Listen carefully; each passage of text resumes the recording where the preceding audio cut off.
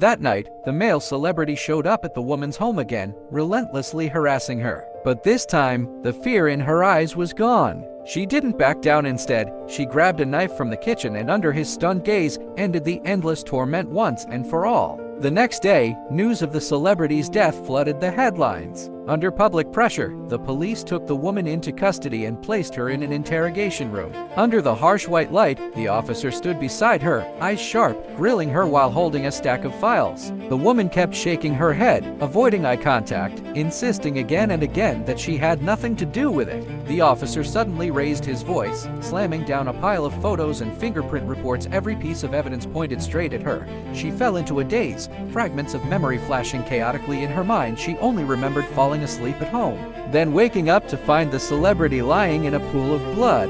She tried desperately to defend herself, but the hard evidence made her words sound powerless. Just then, the interrogation room door opened. Her boyfriend walked in, dressed in a sharp suit, and filed for her bail. Outside the station, the woman clutched his sleeve, her eyes filled with urgency and grievance, desperately trying to prove her innocence. Her boyfriend pulled her into his arms, his gaze unwavering, silently promising that no matter what happened, he would believe her and fight for her. The two went to the celebrity's residence to investigate. The moment they opened the door, they froze. The place was an exact replica of the woman's home, from the furniture arrangement to the wall decorations. Even stranger, during the search, they discovered duplicates of everything: his autographed books and even her photos with friends. One set was in his house, the other in hers. As they puzzled over the bizarre discovery, her boyfriend's colleague rushed in, visibly shaken, signaling that he had been ambushed by men in black who stole the key evidence he had just found.